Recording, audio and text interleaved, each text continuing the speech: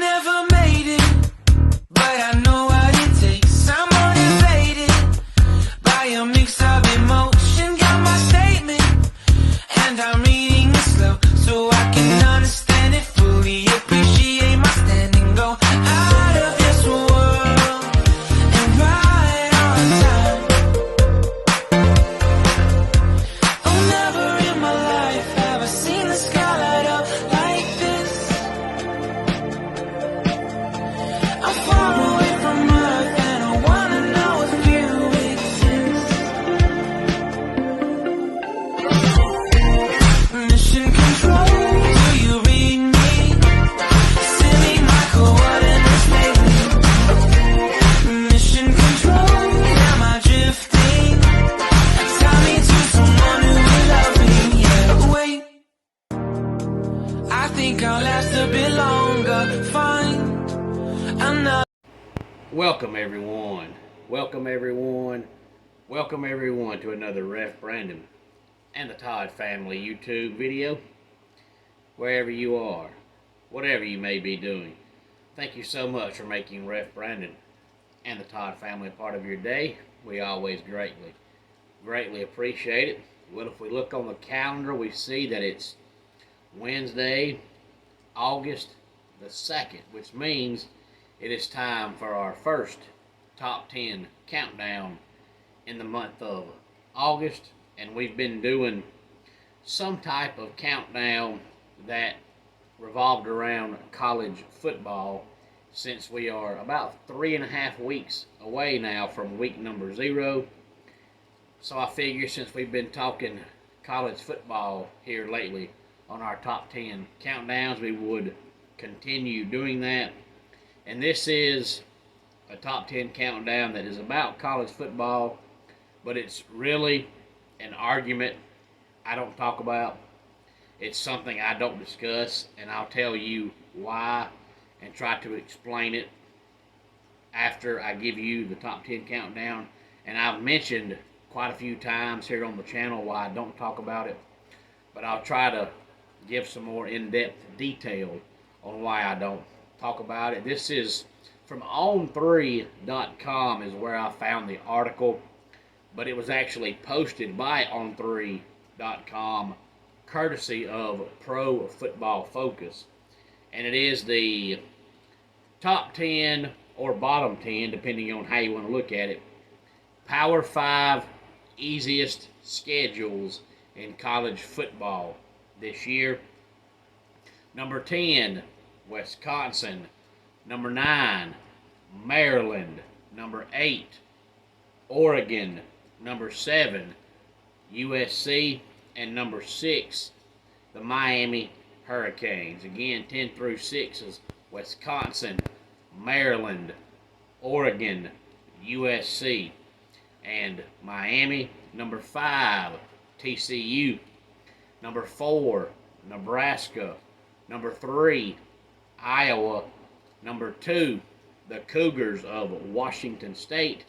And the easiest schedule of all the Power 5 teams, according to Pro Football Focus, courtesy of On3.com, is the Louisville Cardinals. Now, that's something I ran through just for the people who like to talk about schedules, but I've mentioned numerous times here on the channel that I don't give two craps about who you play. I never have, I never will. If you're good, you win. If you're not good, you don't win. If you've got talent, you're going to win, and you're going to win big no matter who you play. If you don't have talent, you're an average team. That's what it boils down to. But the reason why I don't talk about it is because it's another one of those arguments that's dumb, because people only want to discuss that if it's about your team. If it's about their team, they don't want to talk about it.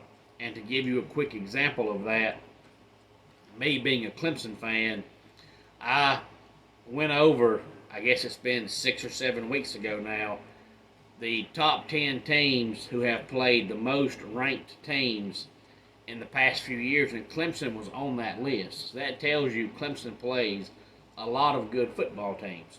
But for whatever reason, people have convinced themselves that Clemson doesn't play anybody, which could not be farther from the truth.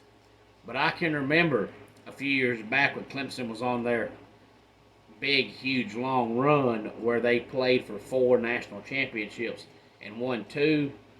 Well, during the regular season, every time they would win, no matter who they played, whether it was NC State, Boston College, Syracuse, North Carolina, Florida State when they were down, Pittsburgh, Virginia, it didn't matter. Most of the Georgia fans I know, if not all, would say, boy, Clemson looked good, but they didn't play anybody. And that was always their argument, which I've said numerous times. That's only an argument you use if it's, for one, not involving your team, for 2, it's because you want to trash the other team, but you don't know enough about them to trash them. So your fallback argument is, well, you didn't play anybody. That way you don't have to watch them play. You can just say, well, they didn't play anybody. And that's all I heard from Georgia fans for 5 or 6 years. Well, now all of a sudden, Georgia has one of the easiest schedules in the country, and Georgia fans will say, well, they can't help it. Oh, so when Clemson's got an easy schedule, you hold it against them. But when your own team has an easy schedule, they can't help it. If Georgia can't help their schedule being easy, then neither could Clemson. But if you're going to hold it against Clemson, you've got to hold it against your team. You can't have it both ways. So it's just one of those arguments that people use when they don't know enough about your team to actually have a conversation. So their fallback argument is, well, you didn't play anybody. But you can't use that argument for another team if you're not going to use it for your team. You cannot have it both ways.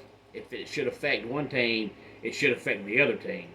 But you noticed back in those days, it didn't affect Clemson because they won 2 national championships. So that goes to show that it doesn't matter who you play in the regular season. If you win, you're going to win. And if you lose, you're going to lose. And if you win and win impressively, it's going to help you. But since Clemson played so many ranked teams in the past few years, the argument sucks anyway, because obviously it's not true, because how can you play 30 or 40 ranked teams over a 8 or 9 year stretch if you don't play anybody good? It just makes no sense. It's just, for whatever reason, people have never wanted to respect Clemson. Never have, never will, and I'm fine with that. If you want to live the rest of your life being wrong, well, you just go right ahead and do it. But I just bring that up because it just goes to show how college football fans are. We'll argue about something as long as it's not about our team. If it's our team, we don't want to talk about it. But that is this week's Top 10 Countdown, courtesy of On3.com via Pro Football Focus. Any thoughts on it, please feel free to let me know.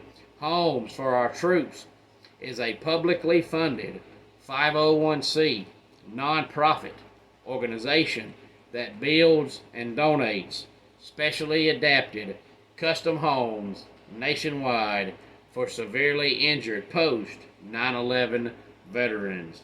Since the 2004 inception, nearly 90 cents of every dollar spent has gone directly to our program services for veterans. Visit at hfotusa.org.